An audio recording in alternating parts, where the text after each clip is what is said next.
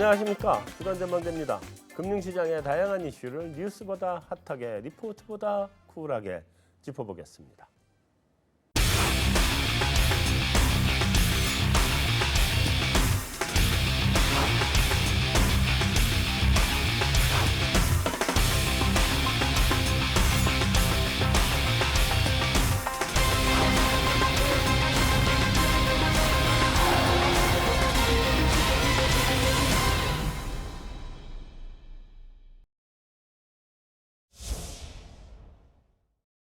오늘 금융통화위원회는 한국은행 기준금리를 현재의 1.25%로 유지하기로 결정을 했습니다.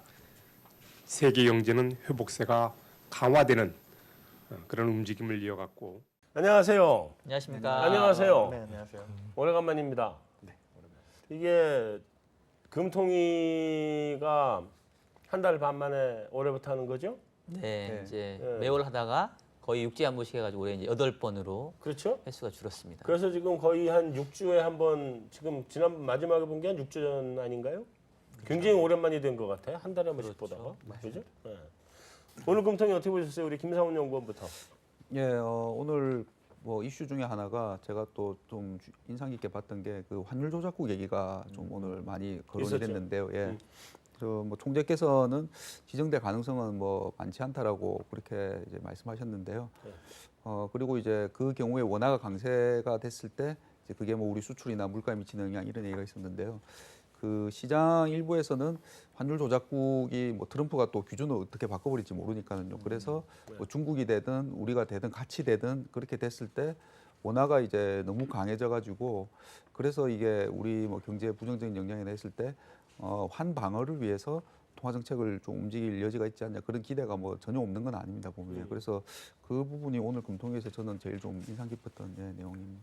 환율이 오늘 1130원대죠. 예. 이 정도면 조작국 지정된 거나 진배 없는 거 아니야? 1200에서? 네. 올해 들어서 원화가 뭐 말씀하신 것처럼 트럼프 당선되고 작년 연말 연초만 하더라도 원화가 뭐 약하다고 난리였던 것 같은데 네. 올해 들어서 보니까 절상률이 주요 통화 중에서 뭐 2등, 3등 이렇더라고요. 그렇죠. 엔화도 이렇게 네. 절상 안 됐는데. 네. 엔화는만 113 정도 며칠 전에 그랬는데 네. 지금 어떨지 모르겠네. 그 정도? 네. 어쨌든 자 우리 박정희 연구원. 오늘 이제 결과론적으로 금통위 이후에 시장이 좀 강하게 끝났거든요. 네. 즉 채권 금리가 하락을 했는데 뭐 두 가지 정도 그 포인트가 있었던 것 같아요. 제가 이제 둘 다 얘기하면 뒤에 분들이 말씀하실 내용이 좀 없을 수 있으니까 저는 이제 한 가지만 얘기하겠습니다. 네. 오늘 시장이 좀 강세를 보였던 이유 중에 하나는 이제 그 질문과 답변이었던 것 같아요. 이제 어느 기자분께서 이제 최근에 미국이 또 금리 인상을 다시 또 재개하려고 시도하고 있으니까 이 한국도 뭔가 이 깜빡이를 이제 반대로 넣는 거를 좀 고민해봐야 되는 거 아니냐. 네. 뭐 이제 깜빡이라는 그 용어가 있었죠. 뭐 금리 정책을 뭔가 펴기 전에 그쪽 방향으로 이제 예시를 내리는 뭐 이런 거를 이제 우리가 깜빡이라고 옛날에 있었는데. 키고 그렇죠. 좌회전해버리고 많이 했지. 그래서 이제 그 동안에는 금리를 계속 내려오다가 지금 동결하고 있는데 네. 이제 그 기자의 질문은 이제는 인상할 만한 그런 가능성을 시사하는 뭔가 깜빡이를 켤 때가 되지 않았습니까? 라는 이제 질문을 했더니 그 질문에 대해서 이제 총재께서는 우리 경제 회복세가 아직은 완만하고 수요 측면에서 물가도 아직은 약하기 때문에 네. 완화적인 기조를 유지하겠습니다. 라는 말로 대답을 가름하겠다. 이제 이렇게 말씀을 하셨어요. 그래서 사실은 기존에 했던 얘기하고 큰 차이가 없는데 어느덧 시장이 이제는 금리 인상에 대한 우려들을 조금씩 프라이싱 해왔기 때문에 오히려 그냥 기존대로 완화 기조 유지하겠다라는 말이 오히려 지금 금리 수준에서는 조금 금리를 하락하게 만드는 뭐 그런 요인으로 뭐 오늘 좀 작용한 부분이 있었던 것 같아요. 시장이 반응을 했어요? 네, 뭐 시장이 그 부분 때문에 조금은 이제 강해졌던 거죠. 자 우리 김문일 연구원은 뭐가 제일 인상 깊었어요? 저도 그 환율 조작국에 좀 인상 깊었는데요. 뭐 한은 총재가 뭐 우리는 스무딩 오퍼레이션뿐이 안 하기 때문에 크게 문제가 없다고 했는데요. 근데 실질적으로 그러니까 작년 그 10월에 발표된 그 미국 재무 보고서를 보면은 우리나라 그 외화 순매수액이 마이너스 1.8%입니다. 그 얘기는 그러니까 달러를 매도했다는 거거든요. 작년에 그러니까 그 1,200원 넘어갔을 때 그때 그러니까 1,230원에서 그러니까 더 못 오게 하려고 그거를 그러니까 막은 거거든요. 그렇기 때문에 그러니까 우리나라는 만약 그 환율 조작국으로 됐을 때, 그러니까 올해 같은 경우에 연준 금리 인상 기조가 될 가능성이 높기 때문에, 그러니까 오히려 그러니까 달러 환율이 그러니까 지금은 좀 강세, 워낙 강세지만 좀 이제 이게 좀 저는 그러니까 좀 시간이 지나서 좀 올라갈 거라고 보거든요. 그럴 때면 좀 그걸 제어할 수 있는 수단이 떨어지지 않나. 오히려 워낙 강세에 따른 수출 악화보다는 좀 오히려 그 원화 약세에 따른 그 금융시장 불안정을 더 염두에 두지 않나 그렇게 생각했습니다. 자, 다음. 예, 제가 마지막이라서 뭐 포인트들을 조금 더 얘기를 드리면 제가 또 인상 깊었던 게 오늘 요 며칠 전에 기재부 차관께서 우리나라 수익률 곡선 얘기를 한번 하면서 네. 그동안 우리나라 장난기금치가 너무 좁혀진 거에 대해서 조금 채권시장 긴장감을 주는 발언이 있었습니다. 우리 장기금리가 좀 지나치게 낮은 거 아니냐 이런 인식인데 그 질문을 하는 총재한테 했더니 하는 총재가 원론적인 발언이었을 거다. 그 부분을 마켓에서 결정하는 거지 변수가 얼마나 많은데 그걸 정책 의도들을 끌고 가는 게 아니다라고 하면서 그쪽에서 장기금리가 요즘에 조금 프레셔가 받았거든요. 위쪽으로 받았는데 그거를 하는 총재가 한번 풀어줬던 게 좀 중요한 포인트였고 또 하나 이전까지는 금리 인하의 방어 논리로 쓰였던 가계부채 증가 속도가 최근에 좀 잡히기 시작했죠. 근데 아직도 뭐 우려스러운 부분이 많지만 가계부채가 충분히 건전성을 확보하고 있는 부분이 있고 그래서 뭐 외국계 신평사들도 긍정적으로 평가한다라고 해서 가계부채에 대한 평가가 이전하고는 좀 톤이 많이 바뀐 것 같아요. 가계부채에 그래요? 대한 우리 GDP 수준 대비 너무 과도한 게 사실이다라는 얘기도 했잖아요. 네, 그 증가 속도에 대한 이슈는 있지만 요즘에 이제 그 대출 규제가 들어갔기 때문에 이제 증가 속도가 12월 1월 들어오면서 이제 좀 잡히는 구간이고 네. 안심할 수는 없다고 해요. 그 부분은 안심할 수 없지만 오늘 또 이례적으로 뭐 가계부채 건전성 부분을 크게 강조를 하면서 그쪽에 대한 통화 정책 그러니까 쉽게 말해서 건전하다고? 건전성도 있고 네. 취약 구간이 취약 영역에 있는 한계 대출자들이 네. 터지지 않게 하는 것도 중요하다. 그 말인즉 속도 때문에 인하를 못하지만 자칫 미국 금리 올린다고 우리가 무턱대고 또 따라서 올라갔을 때 받는 부담도 있다. 기획정부 쪽에서는 대책도 사실은 나왔는데 금융위하고 기획정부 뭐 그래서 취약 지금 계정 터지는 거에 대해서 어떻게 보전하겠다 뭐 이런 거 뭐. 어쨌든 한국은행 입장에서는 가계부채 이슈가 이제는 그렇게 일방향적으로 이제 금리 인하를 막는 재료라는 분위기는 조금 약해진 거 아니냐. 그럼 이제 금리 인하를 추가로 할 수 있다. 아니 뭐 꼭 그렇게까지는 아닌데요. 적어도 인상에 대한 아까 그런 기대들을 또 한편으로 균형을 잡는 그런 발언이 좀 있었던 것 같아요. 그러니까 총재는 기존 일관 그냥 당분간 기준금리는 안 건드릴 거야. 이제 이 스탠스인데 네. 기존에 이제 시장이 인하를 막 기대하고 그쪽에 이제 베팅을 하니까 그거 아니야. 그러면서 이제 그때는 호기시하게 받아줬던 거고 그렇죠. 지금도 시장이 거꾸로 인상하는 거 아니야 했더니 그것도 아니야 이러면서 균형을 잡으니까 좀 도비시하게 되는 거고. 네, 그래서 우리가 일단 우리 한국은행 금통위 얘기를 조금 더 하기보다 가기 전에 그 FOMC 의사록이 나왔잖아요. 그거를 좀 짚어보고 다시 그 금통위로 다시 돌아옵시다. 네. 그게 낫겠죠? 뭐 왔다 갔다 하시죠. 네. 별로 이렇게 동의하지 않는. 아니요 지금은 그럼에도 뭐 불구하고 중요하니까. 나는 그 저기 투투기 때문에 알죠? 내 맘대로 할 거예요. 자, 우리 김상훈 연구원. 예. 그 fairly soon이라는 네. 단어가 나왔잖아요. 네. FOMC. 어떻게 해석을 해야 돼요? 그래서 이제 페어리순을 뭐 제가 영어는 잘 못하지만은 네. 잘 하시는 분들 얘기로는 말 그대로 생각보다는 좀 빨라질 수 그러니까 있다라고. very soon은 아니고 예, 예. 그래도 soon 쪽에 가까운 예. 거예요. 그래서 그렇다면은 시장에서는 달력을 보니까 이제 3월인 거죠. FOMC 다음 그다음 FOMC가 3월에 있으니까. 그래서 3월 FOMC에서 혹시 뭔가 변화가 있지 않을까 생각 이제 뭐 시그널을 어떻게 보면은 나왔다고는 할 수 있는데 근데 시장의 반응이 너무 뭐 3월은 아니다라는 쪽으로 뭐 금리도 그렇고 달러도 그렇고 그리고 미국 내에서도 일부에서 보니까 그 표현이 뭐 예를 들면은 옐런 의장이 이제 그 말년병장 뭐 그냥 갈참. 예. 그래서 뭐 옐런 의장이 그리고 이제 이 앞에 의회 정원에서도 이제 얘기했지 않습니까? 얘기를 했지만은 뭐 그때도 시장에서 반응이 약간 좀 있었지만은 저는 이것도 중요하지만 그 다음에 한 얘기 중에 하나가 연준의 대차 대조표 축소에 대해서 옐런 의장이 또 굉장히 완화적인 입장을 보였고요. 그래서 연준 내부에서도 의견은 좀 엇갈리는 것 같은데 뭐 저희는 뭐 3월은 아니지 않을까 그렇게 생각하고 있습니다. 그 fairly soon이라는 단어 자체의 뜻이 이게 very soon 같으면 3월일 건데 fairly soon은 그렇게까지 빠른 의미는 아니거든요. 그러니까 비교적이란 뜻으로 생각을 해야 될 거예요. fairly가. 약간 좀 그런 게 있어요. 어쨌든 다음 5월이에요? 사실 저희는 이제 6월을 첫 번째 인상으로 계속 보고 있었는데 계속 그러고 있었잖아요. 예, 뭐 대부분 컨센서스이기도 하고 근데 3월 인상 가능성을 조금은 봐야 되겠다라는 생각이 좀 들었고 3월이 안 되면 5월도 꽤 가능성이 좀 그러니까 6월보다 좀 땡겨질 가능성이 좀 커졌다라고 저는 조금 인정은 해야 될 것 같아요. 네. 왜냐면은 이제 기존에 그 옐런도 그렇고 그 FOMC 연준 위원들의 지금 스탠스가 뭐였냐면 확인하고 움직여도 늦지 않다. 뭐 이런 것들이 이제 과거의 스탠스였다면 최근에는 너무 금리를 늦게 올려서 오히려 향후에 금리를 가파르게 올릴 리스크를 키울 수 있다. 그러니까 점진적으로 미리미리 올리는 것도 뭐 필요하다. 뭐 이런 톤들이 조금은 강화되고 있고요. 그다음에 이제 무엇보다 중요한 건 결국 이제 지표의 흐름이 중요한데 지금 미국이 보면은 1월달 소비자 물가 이 헤드라인 CPI의 전년 동기비 상승률이 2.5%까지 올라왔어요. 근데 얘가 이제 기저효과를 생각해 보면 사실 2월, 3월은 더 많이 올라갈 가능성이 매우 크거든요. 네. 그러면 이제 거의 2% 후반대 정도가 1분기에 계속 보여지는 숫자가 될 텐데 연준 입장에서는 이 금리가 물가가 올라오는 속도가 매우 가파를 때 이렇게 아무것도 안 하고 있을 수 있을까? 이제 그래서 6월까지 가기에는 조금 너무 물가의 상승 속도가 좀 빠르다. 그런 생각이 들어서 저희 지금 내부적으로 아직은 토론을 계속 하고 있긴 하는데 아직 하우스 의견이 예, 아직은 공식적으로 정해지진 나오지 않았어요. 예, 저희 이제 뭐 금요일날도 하고 이제 월요일 회의할 건데 네. 저는 개인적으로 6월보다 조금 빨라질 가능성을 지금은 좀 염두에 둬야 되겠다 이런 생각이 좀 들더라고요. 김무린 연구원 만약에 빨라진다 그러면 저희는 그러니까 3월달에 만약에 한다 그러면 예, 저희는 3월로 보고 있고요. 그 이유가 그러니까 아까 그 3월을 하게 되는 조건이 뭐야?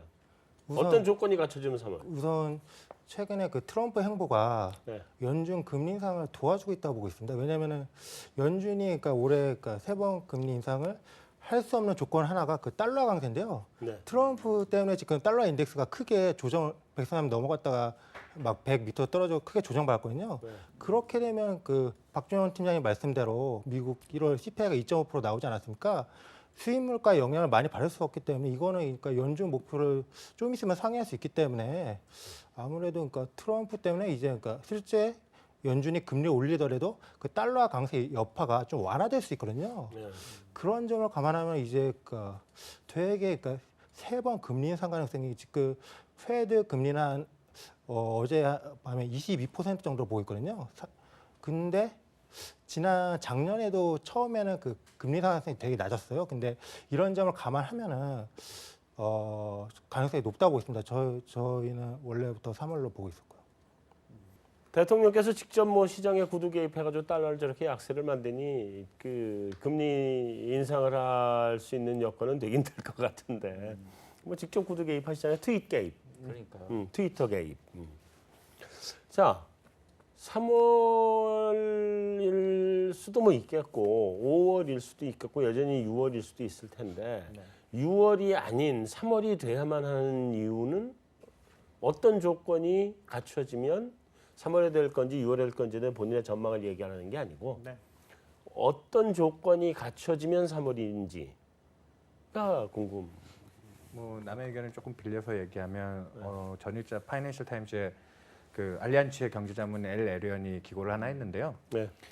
마켓이 지금 패드의 금리 정상화 경로에 대한 기대를 너무 반영을 안 하고 있다. 시장이 지금 확률로는 20-30%대 확률을 보고 있는데 네. 엘 에리언은 한 50% 정도까지 지금 페어리 순 같은 이런 단어 때문에 더 프라이싱 해야 되는 거 아니냐라고 얘기를 하는데 그래서 3월이 한 23%까지 올라왔죠. 그냥 뭐 30% 정도 뭐 이렇게 많이 확률 올라오고 내재 옵션까지 하면 30%가 넘어요. 근데 음. 중요한 거는 조금은 마켓이 지금 나이브한 부분이 있다라고 평가를 하고 거기에 제일 첫 번째 조건은 경제 지표 중에는 임금을 얘기할 수밖에 없어요. 네. 2월달에 대부분 미국의 심리 지표들은 뭐 금융위기 이후 최고치, 뭐 ISM도 그렇고 미시간대 소비자 심리도 그렇고 그 다음에 이제 논팜조차도 사실은 비농가 취업자 수도 22만 7천으로 굉장히 잘 나왔거든요. 근데 딱 한 지표 보고 채권 시장 금리가 오르지 않았다는 거죠. 임금이 기대한 것만큼 올라오지 않았어요. 그러니까 지난주 의회 보고 때도 옐런 의장의 발언 중에서 3월 금리 인상 가능성 열어두었죠, 충분히. 1월 FOMC 의사록보다도 더 뒤에 있었던 얘기니까 더 중요한 뉴스인데 네. 그러면서 세 가지 포인트를 놓치지 않았어요. 첫 번째, 달러 강세에 대한 부담을 표현을 했어요. 분명하게. 그거는 1월 금통위 FOMC 의사록에도 들어와 있어요.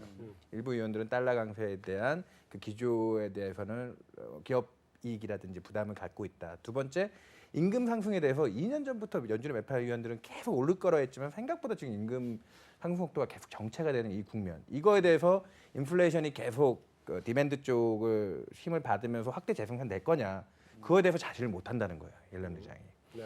세 번째, 트럼프의 재정 정책에 대해서 불확실성이 너무 높다. 그걸 감안한 통화 정책을 언급할 수가 없다. 이 세 가지 변수 때문에 사실은 그 조건들이 충족되어야만 패드는 자신감을 갖고 금리를 올릴 수 있을 것 같거든요. 네. 거기에 가격 지표로 지금 제일 잘 반응해온 가격 지표는 사실 미국 주가죠. 지금 연일 사상 최고치를 경신하면서 패드가 이렇게 금리를 좀 빨리 올릴 수도 있다는 걸 애써 외면하며 우리는 재정이 받쳐주면 갈 수 있어. 기업이익이 돌고 있어. 이러면서 가고 있는데 3월 FOMC 직전까지 미국 주가가 건전한 조정이라도 없다고 하면 아마 패드는 등 떠밀려서 금리 인상을 해야 되는 거 아니냐. 자산 시장이 이렇게까지 좋은데 미국 가계 순자산은 금융위기 이후 최고치를 지금 다시 경신하는 수준까지 그러니까 패드가 그쪽에 대한 자산 시장에 대한 버블을 약간 염려할 수준까지 와 있거든요. 그래서 저는 경제 지표는 임금, 금융시장에서는 그냥 아주 나이브하게 주가 이 두 개가 3월 금리 인상의 제일 조건이다. 2015년에도 9월 금리 인상에 대한 기대가 한번 마켓에서 커졌을 때 그 기대를 꺼줬던 거는 주식시장의 조정을 딱 받았거든요. 그때 중국 핑계 대면서. 그리고 10월달에 페어리슨보다는 훨씬 강한 단어인 넥스트 미팅이 들어왔죠. 네. 그 정도 시그널이 들어왔을 때 10월 금리 인상이 딱 된 거거든요. 근데 이번에 그 정도까지의 단어는 아니라고 평가를 하다 보니까 어저께 의사록을 보고도 달러도 강하지 않았고 금리도 오르지 않았어요. 그 시장이 반응을 안 한 거죠. 인상적으로 반응을 안 한 거지. 그렇죠. 그러니까 아직은 3월은 좀 이르지 않느냐. 아직은 마켓이 좀 나이브한 상태입니다. 그리고 시장이 말씀하신 그런 조건 중에 하나가 시장이 그렇게 반영을 못하고 안 하는지 못하는지 이유 중에 하나가요. 트럼프가 2주 전에 말한 깜짝 놀랄 감세안을 말하겠다. 그게 지금 2, 3주 안에 하겠다 했는데 그게 이제 이번 주하고 다음 주거든요. 네. 그러니까 연준 내부에서도 의견이 뭐 당연히 갈리겠지만 거기서도 어떤 분들은 이게 지금 3월 FOMC 전에 어떻게 나올지를 모르는데 이걸 안 보고 우리가 어떻게 결정을 내릴 수 있냐. 그래서 제가 생각하는 3월에 만약에 올릴 수 있는 거는 트럼프가 말한 대로 이번 주나 다음 주에 깜짝 놀랄 감세안을 내놓고 그리고 이제 재정을 막 쓰겠다라고 하고 3월 중순에 그때 부채 한도 협상도 또 있죠. 보면 이제 그때까지 이벤트들이 너무 많기 때문에 연준 내부에서도 이거 봐야 되는데 그게 만약에 연준이 그 생각하는 거랑 이제 그러니까 못 올리는 조건으로 생각하는 분들하고 반대쪽으로 가면은 아 그러면 빨리 올려야겠다. 예.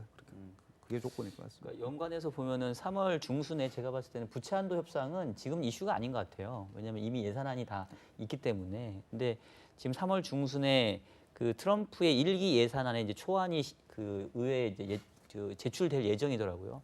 원래는 2월 6일이 시한이었는데 통상 역대 대통령들 보면 한 2달 정도만 늦었어요. 그래서 트럼프도 뭐 늦는 게 너무 당연한데 최근 이제 기사를 보니까 3월 중순 정도 대략 FOMC 전후로는 이제 예산안을 제출할 거다라는 그런 뉴스도 나오는데 만약에 그게 조금 빨리 나오고 FOMC 이전에 그리고 거기에 상당히 강한 뭐 감세안이라든가 재정 정책에 대한 내용들이 들어가 있다면 뭐 3월 FOMC가 조금 금리를 지금이라도 올려야 되는 게 맞겠다라고 의사 결정을 할 수도 있죠. 그래서 그것도 상당히 중요한 포인트 같아요. 자, 기준금리 인상도 기준금리 인상이고 원래 기준금리가 정리가 되고 나면 연준이 그 자산 그러니까 대체대표 관리를 해야 될 거 아니에요. 자산 관리. 이거 언제부터 할 것 같아요? 어떻게 해야 돼? 이 사람들이? 아까 제가 잠깐 말씀드린 게 이제 옐런 시장에서 그래서 그 얘기가 지난해 말 올해 초 오면서 일부 이제 얘기가 나오기 시작했거든요. 그래서 네. 그게 또 금리 상승 요인으로 작용 한번 하기도 했는데 시장에서 생각하는 연준의 출구 전략 3단계는 예전에 그 공표가 됐지 않습니까? 보면 첫 번째가 테이퍼링, 두 번째가 금리 인상, 세 번째가 이제 대차대표 축소인데 네. 이제 그 어떻게 보면 금리 인상 두 번째 단계에서 저는 이제 두 발 뗐다고 한 번 올리고 두 번 올리고 아직 저는 좀 많이 남았다고 생각하거든요. 보면 그리고 버냉키 전 의장이 어디 이렇게 쓴 그게 있는데 대차대표 축소는 언젠가는 이루어지겠지만은 뭐 굉장히 완만하고 굉장히 천천히 이렇게 될 거다라고 했고 옐런이 그 제가 아까 말씀드린 의회 정원에서 뭐 3월 인상 얘기도 있었지만 대차대조표 축소는 굉장히 질서정연하고 그렇죠. 예, 순차적으로 그러니까 돌아오는 거 만기 돌아오는 거 그냥 재투자 점점 안 해가는 예, 그 수준이지 뭐 갖고 있는 걸 내다 팔고 그리고 그거를 통화정책의 주요 수단으로는 생각 안 하고 있다라고 그날 얘기를 했거든요. 그래서 연준 내부에서 일부는 예, 대차대조표 축소에 대해서 논의를 하자라는 얘기도 분명히 있긴 있는데 저는 뭐 금리 인상하고 나서 해도 되고 오히려 저는 이런 얘기가 나오는 것 자체가 연준에서 트럼프한테 약간 그 시그널을 주는 게 아닌가. 너무 막 그 재정 써가지고 인위적으로 해가지고 뭐 물가 올라가고 하면 우리는 대차대표 축소로 대응할 수밖에 없다라는 그런 게 아닌가 좀 그런 생각도 좀 듭니다. 금리를 정상화 딱 해서 예를 들면 지금 그 적정 금리가 3.5%다. 예를 들어서 그럼 3.5% 왔단 말이에요. 지금 금리 인상해서 왔고 그 다음부터 이제 그럼 테이퍼링을 시작하면 시장 금리는 5%로 가버리는 거 아니에요. 대차대표 축소를 시작을 하면 뭐 금리 상승 압력이 상승 있겠죠. 압력이 있는데 뭐 지금 이게 한두 푼도 아니고 이게 한 4조 5천억 달러 아니에요? 4조 달러. 예. 4조 달러, 4조 5천억 달러 그저 국채 있고 그다음에 모기지 있고 네. 그거 시장에서 내다 팔기 시작하면 충격이 큰 거 아니에요? 내다 팔지는 않을 거예요. 아까 우리 김상원 연구원 얘기한 것처럼, 그러니까 기본적으로 그 연준이 얘기한 건 뭐냐면 금리 정상화가 상당 부분 진행된 다음에 이제 그 대차대표 축소를 시도할 거다라는 거고, 그 시도하는 방법은 시장에 매각하는 것보다는 돌아오는 채권의 만기를 재투자하지 않으면서 자연스럽게 이제 줄여나가는 거기 때문에 사실은 그게 시장의 어떤 금리를 아주 그렇게 급등시키는 요인으로 작용할 것 같지는 않고요. 수급적으로는 분명히 금리 상승 요인이긴 하지만 2014년도를 한번 우리가 되돌아보면 2013년도 하반기에 테이퍼링 그 이슈 때문에 금리가 미리 올랐다가 실질적으로 2014년도에는 테이퍼링이 진행이 됐지만 오히려 금리는 하락세를 보였어요. 그렇죠.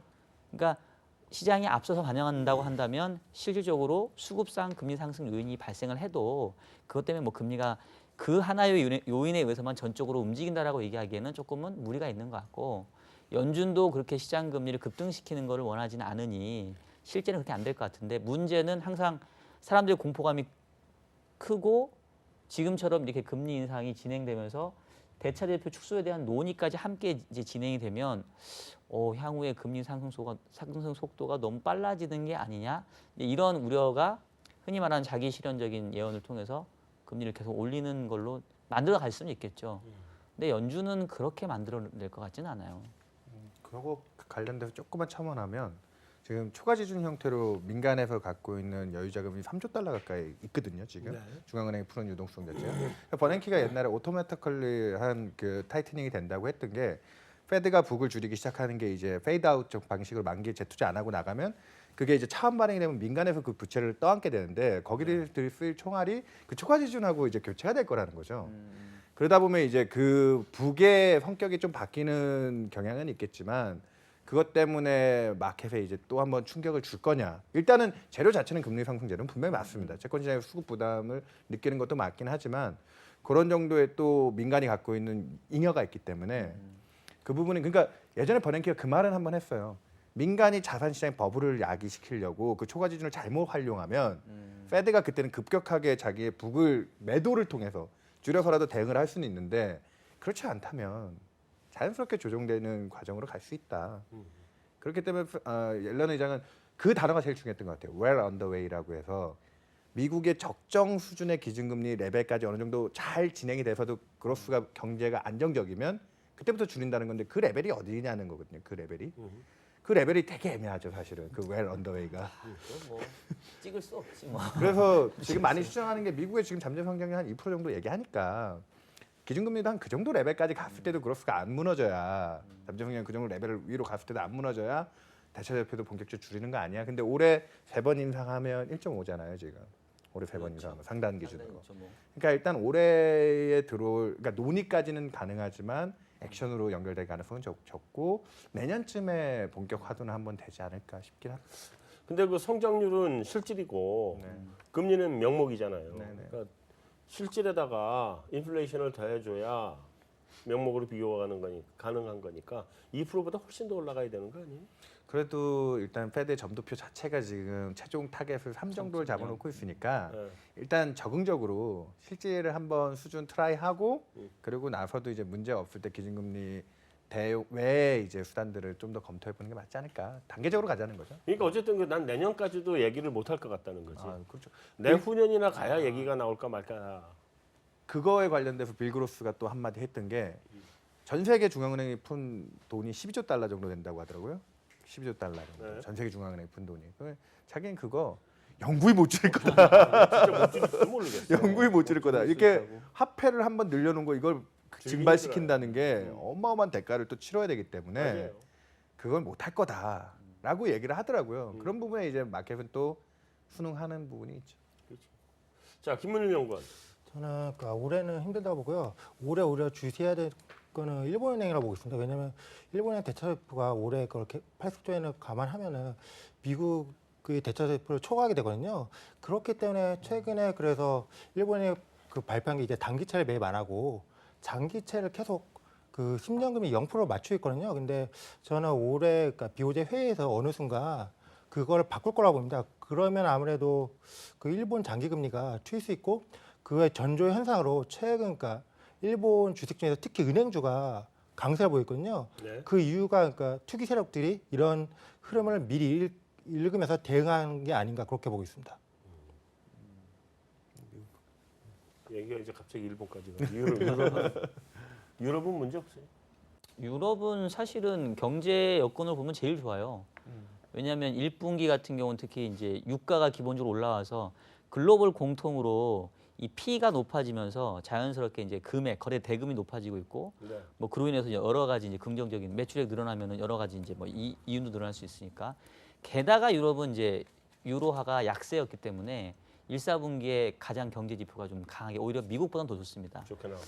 다만 이제 문제는 그 올해 예정되어 있는 그 주요국들의 이제 선거에서 여러 건의 선거. 그렇죠. 과연 이제 극우주의가 얼마만큼 특세할 것이냐 또 늘 해묵은 이슈이지만 그 유로화, 유로존의 미래가 어떻게 될 것이냐 이 부분이 올해 불확실성이 있기 때문에 네.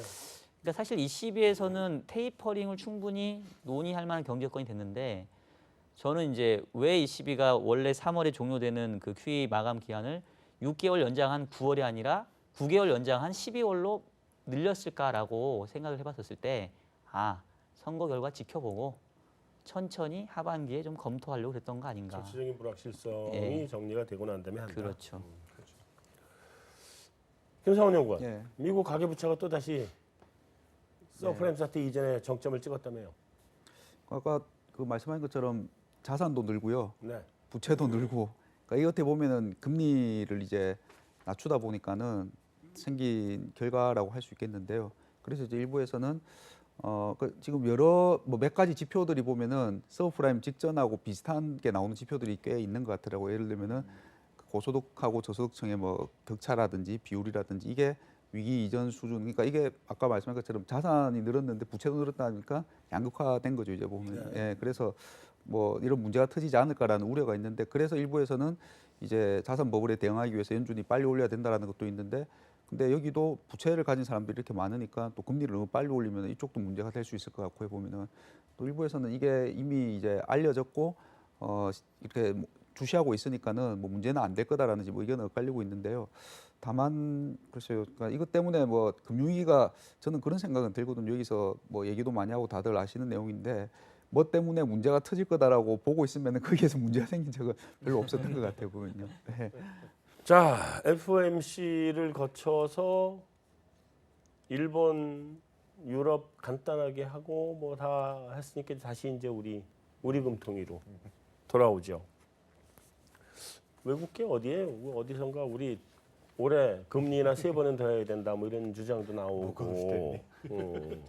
이게 좀 옛날 된 자료예요. 작년 뭐 9월인가 10월인가 나왔던 얘기가 아직도 지금 뭐 아직도 돌고 있어서 업데이트가 이제 안 있겠다. 돼서 그런지. 뭐 의견을 근데 계속 유지 중이니까. 예. 하여튼 뭐 그런 건데 또 여전히 기준금리를 우리는 지금 인상이 아니라 인하를 해야 된다는 시각들이 굉장히 많단 말이에요. 외국계는 그죠? 외국계는 외국계 IB 중심으로 예. 많죠. 굉장히 많은데 그 뭐 또 일각에서는 그게 작년만큼 그렇게 인하 프레셔가 심하진 않다, 많이 줄었다. 요즘 그렇게도 보고 있는 것 같고 한국은행이 금리 동결한 거 이 자체에 대해서 이제 평가를 좀 해봐야 될 것 같아요. 우리가 인하를 해야 되는 건데 동결한 건지 아니면 인상을 해야 되는데 동결한 건지 어떻게 보세요?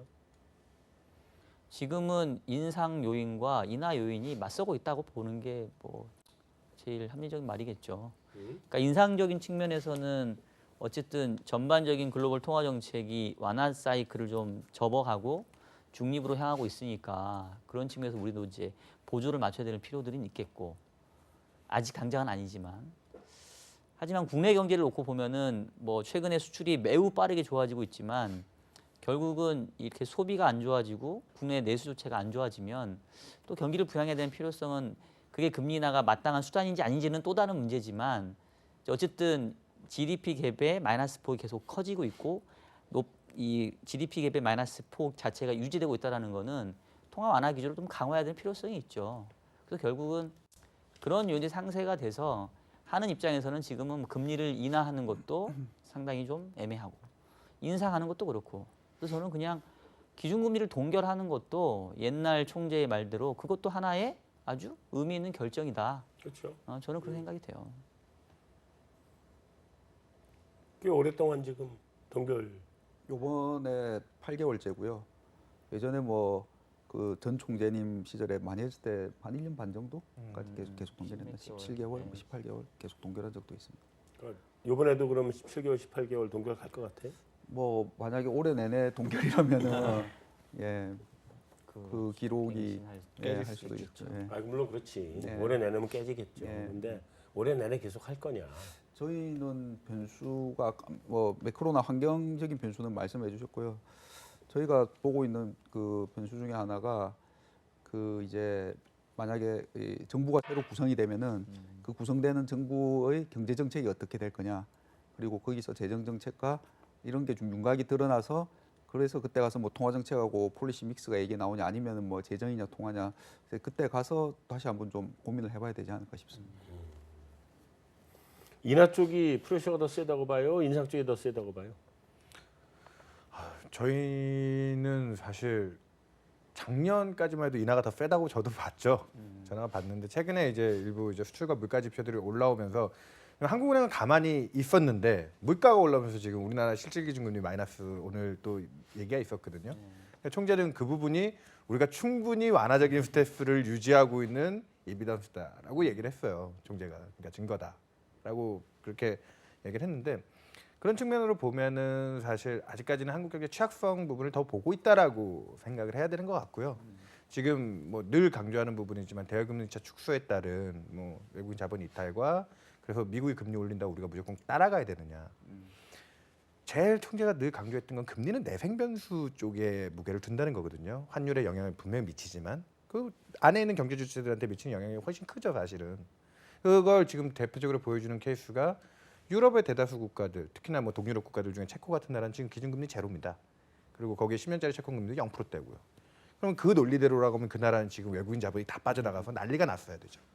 뭐 우리랑 똑같은 경제 여건은 아니라고 하지만 그런 메커니즘에서 봤을 때 우리가 지금 미국보다 기준금리가 낮아지는 부분에 대해서 우리가 선택해야 될 문제라는 생각을 해요. 이것 때문에 단순히 금리가 역전돼서 외국인 자본 다 빠져나가면 우리가 97년에 겪었던 또 환란을 겪는 거 아니야?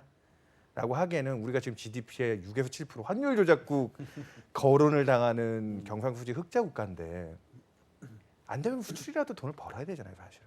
네. 그러면 미국이 금리 올린다고 했을 때 통화 정책은 조금 더 호흡을 여유 있게 가져갈 수, 거기에 너무 얽매일 필요는 없지 않은가. 물론 그 금리 역전폭이 과도해지면 뭐 또 부작용이나 문제가 생길 수 있겠죠. 올해 미국이 3번 금리 올린다고 우리가 과연 역전되는 걸 쫓아가느냐? 그러지는 않을 것 같습니다. 금리를 인상을 해요, 인하를 해요, 올해 중에? 그리고 하면 언제 해요? 저는 둘 중에 하나 선택하는 인상이라고 보고 있습니다. 만약 올해 한다면 하반기가 될 가능성이 높고요. 그 이유가 최근에 신흥국 중에서 제일 강한 모습을 보이는 게 러시아하고 브라질이거든요. 네. 근데 러시아하고 브라질하고 국가하고 그 개별적인 요인은 다를 거 아니에요. 근데 주가 흐름을 보면은 거의 동일하게 갑니다. 네. 그 이유 자체는 최근에 매크로 장세에 영향을 많이 받는데요. 그 올해 그 한국 1월 PPI가 전년 대비 3.7% 올랐습니다. 물론 다른 요건도 있지만 이제 원자재나 구리나 이런 원자재가가 계속 올라오고 있어요. 네. 그 측면에서 보면은 이제 그러니까 그 우리나라 수출이 잘 나온 점도 P 곱하기 Q에서 P가 올라왔기 때문이거든요. 그러니까 원자재 가격이 반대하면서 그만큼 더 이익이 많이 나는 기대감이 커지고 있는 거죠. 그런 점을 감안한다면 아무래도 물가가 이렇게 상승을 나타낸다면은 금리는 그러니까 올리는 방향으로 갈 수뿐이 없다고 보고 있습니다. 그 다른 질문 하나 간단하게 누가 대답할 수 있을지 모르겠는데 원자재 가격 지금 꽤 많이 올라왔잖아요. 그 구리값도 뭐 4,400원까지 떨어졌던 게 지금 6,000원 많이 넘었대. 왔죠. 이 일시적이에요? 아니면 이 경기가 돌아선 거라고 시그널로 봐야 돼요? 저는 순환적으로는 돌아설 때가 돼서 왔다고 생각을 해요. 돌아설 때가 됐다. 예, 기본적으로 이제 유가로 보면은 뭐 2014년도 고점으로 떨어졌다가 지금 올라왔지만 구리로 보면은 사실은 2010년, 2009년 정도 고점으로 거의 7, 8년 떨어졌다가 이제 바닥에서 올라오고 있거든요. 10,000원 넘었던 게 4,400원까지 갔었으니까. 그러니까 모든 게 기본적으로 이제 재고 사이클을 닮아간다고 한다면 뭐 원자재도 뭐 큰 거기서 벗어나지는 않는 것 같아요. 그동안은 이제 가격이 떨어지면서 충분한 재고 조정이 이루어졌고 네. 이제 어느 정도 반등할 만한 그 시기에 이뤘다고 보는데 다만 이제 반등의 속도와 폭이 이제 관심인데 최근에 이제 트럼프가 등장하면서 그 속도와 폭을 키울 거다라는 우려가 네. 또는 기대감이 생긴 게 이제 요즘인 거고 올해든 과연 그게 현실화될 거냐를 고민하는 게 또 남아있는 시간이고 네. 그래서 큰 그림은 바뀐 건 맞는데 속도와 폭에 대해서는 아직은 자신하기는 좀 어렵다. 트럼프 정책의 현실화 여부에 따라서 그 부분이 좀 좌우될 것 같다. 뭐 이런 정도로 저는 생각하고 있어요. 2분기가 지나봐야 일단 될 것 같고요. 2분기 아니면 1분기? 2분기. 2분기까지 지나봐야 2분기가 된다. 왜냐하면 이제 그 기저효과가 유가 기저효과가 제일 극대화되는 시기가 지금이고 네. 2분기가 그러니까 유가가 이 수준에서 그냥 계속 가면은 한 4월 5월 되면은 기저효과가 사라지거든요. 이제 보면은요. 네. 그래서 이제 ECB 같은 데에서도 그 인플레가 뭐 2% 넘고 찍고 했지만은 드라기 총재나 거기서 이거 그냥 코스트 푸시고 이게 진짜 지금 코어 인플레 올라가는 나라는 미국밖에 아직 없지 않습니까 보면. 그래서 네. 일본 오히려 뭐 내려가고 있고 코어가 그래서 이게 올라가는지 확인이 되려면은 2분기 좀 지나봐야지 좀 갈려지지 않을까 싶습니다. 한마디로 지금 딱 재고 조정 사이클 키친 파동 정도 수준을 얘기하시는 분들이 좀 많더라고요. 나도 그게 궁금해서 그러는 거예요. 그러니까 딱 그 정도 사이클이라고 하면 2분기 이상 끌고 가기가 쉽지 않거든요. 그러니까 하반기 가기 전에 한 번은 판가름이 날 것 같아요. 판가름이 하반기 가기 전에 판가름이 난다. 이게 일시적인 건지 아니면 추세적인 건지. 그래서 아까 얘기드렸다시피 임금이 중요한 것 같아요. 임금이 뒷받침돼야 코어가 올라가니까. 근데 확실한 거는 바닥에 대한 인식은 많이 생긴 것 같아요. 그건 맞아요. 예, 그거는 그러니까 이번 사이클에서 저점은 봤다. 뭐 여기서 더 치고 나갈지 모르겠지만 알겠습니다. 간략하게 우리 좀 이제 위기설, 4월 위기설, 7월 위기설이 쭉쭉 나오고 있잖아요. 지금 이게 항상 위기설 나올 때 보면 별로 위기는 안 오던데. 터진 적이 없어. 일단 4월 위기설, 7월 위기설 실체가 뭐예요? 4월은 그 아까 처음에 저희 얘기하셨던 그 미국 환율 보고서 네. 예 그거랑 환율 조작국 예 되고 환율 조작국 된 거랑 그 다음에 대우채. 대우채 만기 돌아오는 거랑 그 다음에 이제 저희 국내적으로 내부 정치적인 그때 중간에 혹시 뭐 단성도 있을 수 있고 뭐 이런 것들인 것 같습니다. 그게 굉장히 항상 아시다시피 9월 이기설 뭐 6월 이기설 이런 거 많았잖아요. 근데 네. 4월에서 저도 약간은 좀 월이 나왔어. 근데 하여튼 위기설이 나오면 정말 꼭 뭐가 있을 것 같아 보여. 그럴 듯해요. 7월 위기설은 또 뭐예요? 7월은 이제 거기 플러스 그 그리스 국채 만기가 대규모로 몰려 있어서 네.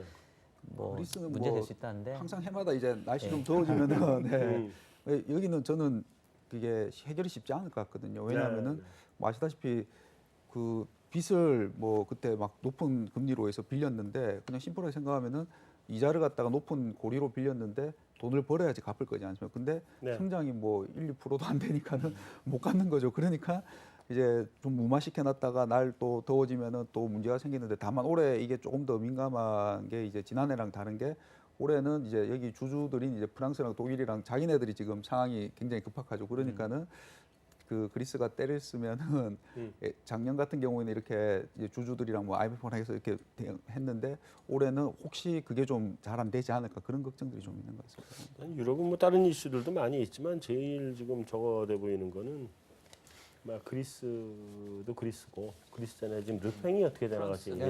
프랑스 이슈가 제일 그게 지금 이슈가 큰 것 같아요. 어쨌든 자 김문일 연구원 예. 이주일 총재께서는 예. 뭐 4월 위기설, 뭐 7월 위기설 이게 다 그냥 별 의미 없다. 예. 과장된 얘기다. 이렇게 일축을 하신 것 같은데 예. 김문일 연구원은 어떻게 봐요?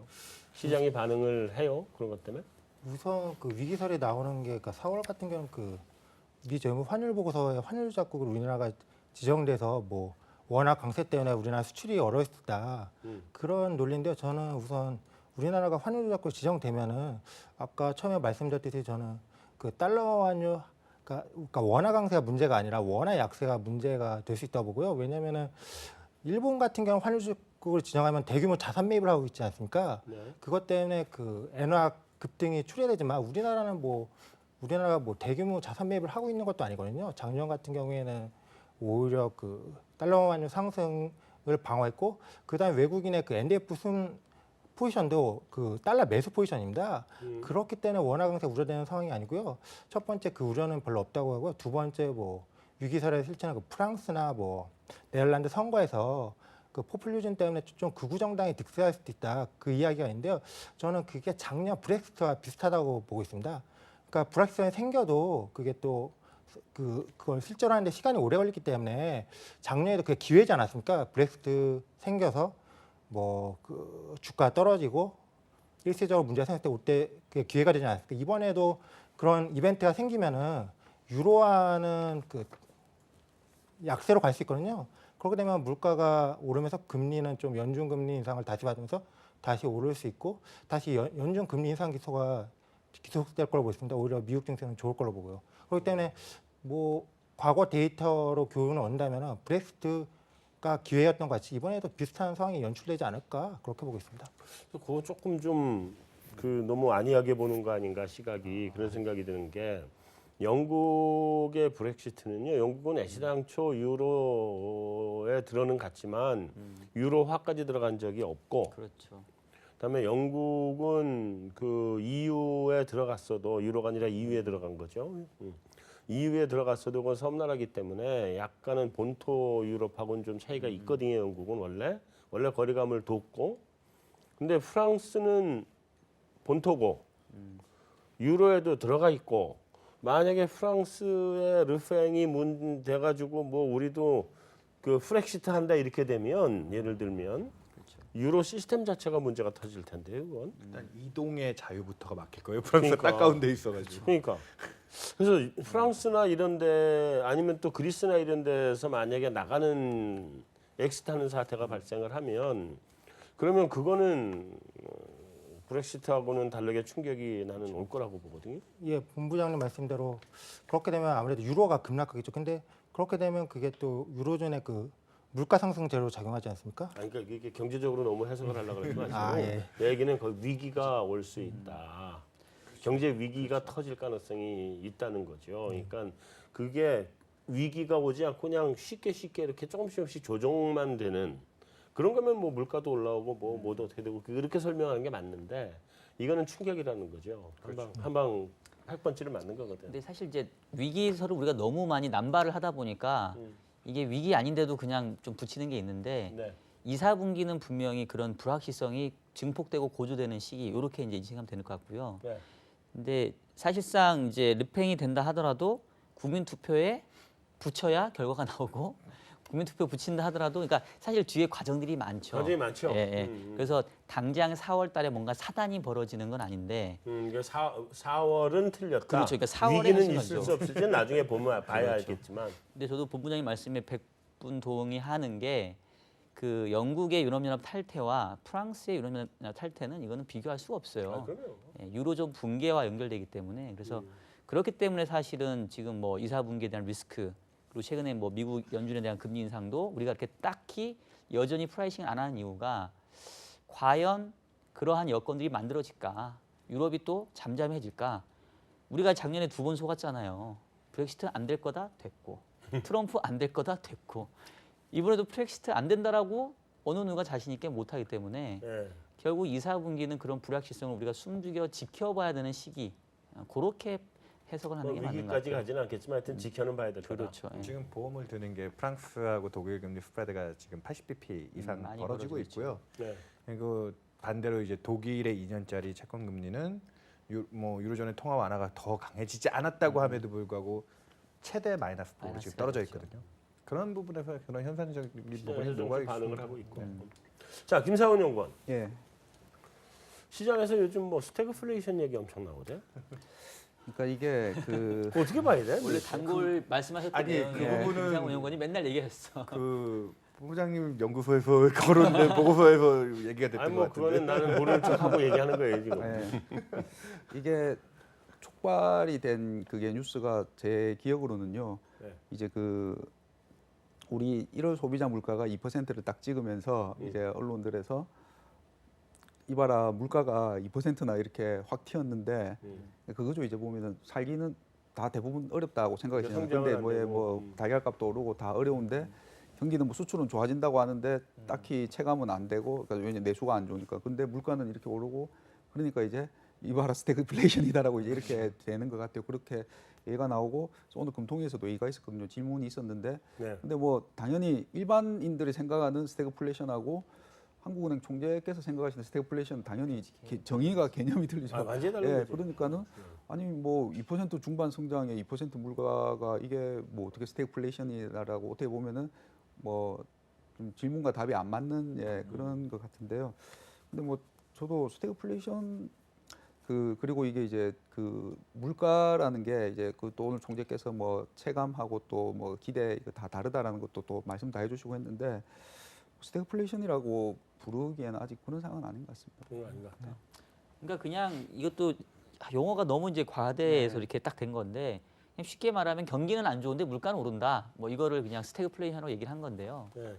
뭐 총재께서는 2% 성장과 2% 물가는 그 정도 아니라고 했지만 어쨌든 간에 성장은 잠재 수준을 밑돌고 있고 물가는 뭐 목표 수준이지만 실제 체감 물가나 생활 물가는 훨씬 높고 그러면 이제 일종의 타겟 성장과 타겟 물가로 보면 성장은 타겟에 못 미치고 물가는 타겟을 넘어가는 그러니까 그렇게 보면은 부호로 봤었을 때는 스태그플레이션이라고 서민들은 어려움을 느낄 수는 있죠.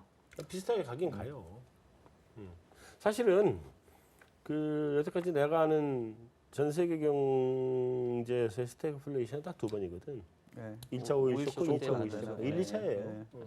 근데 그 코스트 푸시가 그렇게 확 일어나야 되는 건데 사실 이제 코스트 푸시는 좀 있는 거잖아요. 유가가 뭐 $20 근처까지 네. 같은 게 지금 $50대로 확 올라왔으니까. 그러니까 그때 언론에서도 또 아니 얼마 전까지는 디플레라고 막 난리더니 네. 한 달 2.1% 그것도 뭐 달걀값하고 유가 이런 것 때문에 오르고 났더니 이건 또 뭐 스태그라고 난리냐 이제 또 그러니까 너무 좀 그런 좀 자극적인 부분도 있는 것 같습니다.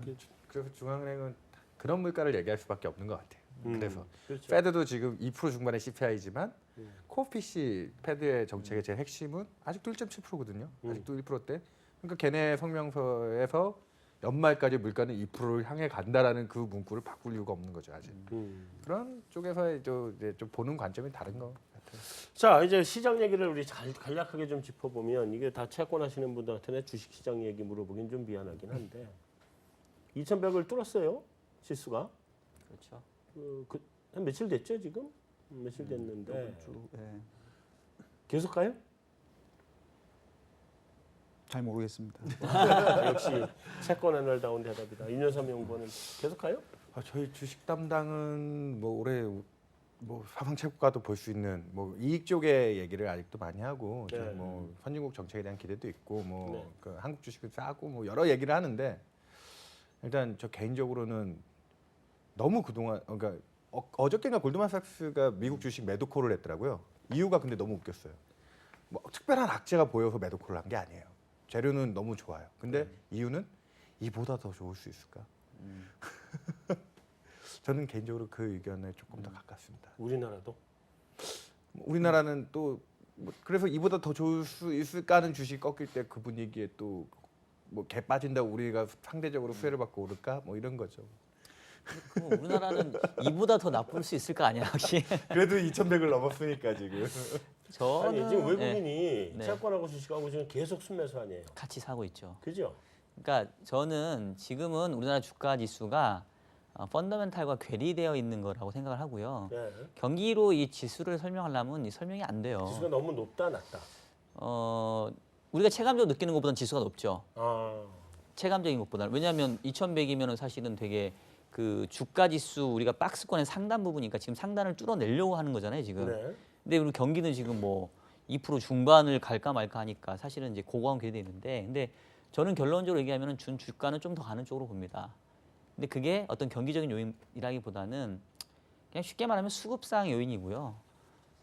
미국의 주가 지수가 계속 상승을 하면서 전반적으로 다른 그 주가가 싸 보이게 만드는 그런 착시를 만들어내는 것 같고, 또 이게 환율 조작국의 뭐 명예를 쓰든 아니면 어떤 형태든지 원화에 대한 강세에 대한 전망이 좀 많아지다 보니까 외국인 입장에서는 내가 원화 자산을 뭐든지 들고 가면 먹겠다. 그게 주식이 될 수도 있고 채권이 될 수도 있고.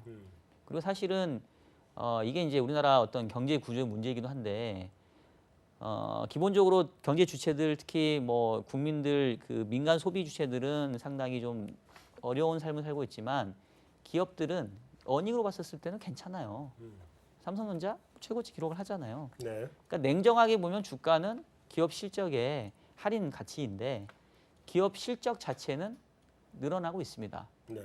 그래서 결국은 그렇게 봤을 때 주가는 올라가는데 그게 우리의 실적은 늘어나는데 왜 나 월급 통장은 똑같아요? 그거는 이제 우리가 기업가가 아니기 때문에 그렇죠. 우리는 이제 셀러리맨이잖아요. 아, 기업은 계속 좋고. 그렇죠. 그러니까 우리의 월급이 늘어났었으면은 이제 같이 좋았을 텐데 네. 우리의 월급이 늘어나진 않으니까 이제 주가만 올라가는 거죠. 어쨌든 당분간 더 간다.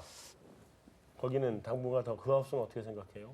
이제는 얘기해봐 좀. 근데 저는 그때 드는 생각이 뭐 지금 어떻게 보면 삼성전자가 그냥 끌고 가는 걸로 저는 그렇게 알고 있고요. 제가 뭐 지수에 대해서 구체적으로 잘 모르는데 그렇고 약간 의문이 드는 게 2014년 하반기부터 유가가 이제 막 떨어지기 시작했지 않습니까? 네. 그래서 2015년 전망들을 하실 때 그리고 그 유가가 막 떨어지니까 2014년에서 2015년 넘어갈 때 디플레이션 온다고 다 그랬지 않습니까? 네. 보면 디플레가 한참 화두였고 그때 주식시장 전망들이 대부분 안 좋았어요. 제 기억으로는요. 디플레가 온다니까요. 근데 2015년 1분기인가 2분기가 주가가 꽤 많이 올라가거든요. 의외로. 그래서 약간 어리둥절하고 있는데 그러고 나서 그 근거가 금리가 디플레가 온다니까 금리가 낮아지고 그다음에 유가가 낮아지니까 기업들이 비용이 떨어져서 그래서 이익이 난다. 그래서 주가가 올라가는 걸로 설명이 됐거든요. 네. 근데 지금 반대지 않습니까? 보면은 금리는 올라가고 유가는 올라가고 그래서 저는 잘 모르겠어요. 매출도 많이 올라간다. 자, 김은일 연구원 이번 주 우리가 짚어봐야 될 경제 지표 어떤 게 있어요? 예, 그 화요일 날 그 한국 2월 수출 데이터 나거든요. 네. 예상은 13%입니다. 지난번에 11.2%였는데요. 근데 이번에는 그 반도체 가격이 올라오고 있고 그다음에 석유류 제품 가격이 그 인플레 장세 때문에 네. 좋은 모습을 보이고 있어서요. P 곱하기 Q에서 Q는 일정하지만 P가 좋은 모습을 보이고 있기 때문에 이번에도 좋을 거라고 보이고요. 이번에 좀 중요한 게 그날 수입 데이터도 같이 나오거든요. 그러겠죠. 근데 지난번에 18.6% 증가했는데 이번에는 21% 증가하는 걸로 지금 예상되고 있습니다. 근데 문제는 이게 수입 그 금액이 너무 증가하면은 그 원자재 가격이 올라오고 있다는 거거든요. 네. 그 제품 원가가 너무 많이 들어가면은 기업의 이익이 줄어들 수 있습니다. 네. 그럴 땐 이게 그러니까 코스피가 현재 2,100인데 만약 이 수입 금액이 증가하면은 이게 아무래도 올라가는 동력이 좀 약해질 수는 있습니다. 매출도 같이 늘어나겠죠. 예. 그런 걸 바라봐야지. 예. 네. 그리고 그날 또 미국 4분기 GDP 수정치가 발표됩니다. 예상은 2.1%고요. 지난 속보치는 1.9%였습니다. 네. 또 수요일에는 한국 1월 광공업 생산이 발표되고요. 그다음에 그 목요일에는 연준 베이지북 가장 중요한 건 금요일 날 발표됩니다. 그 제닛 옐런 의장 연설이 있거든요. 네. 근데 그 3월 15일하고 16일이 FOMC 인정을 감안하면은 이제 4일부터 블랙아웃 기간이거든요. 네. 그러니까 통화정책 발언을 할 수 없기 때문에 앨런 의장의 발언이 이제 3월 금리 인상을 시사하냐 아니면 안 하냐에 따라서 막대한 영향을 줄 수 있기 때문에 이 연설은 꼭 집중하셔야 됩니다. 얘기할 수 있는 마지막이다. 그렇습니다. 네, 알겠습니다. 자, 집중 토크는 여기서 마무리하고 외신 인사이드로 넘어가겠습니다.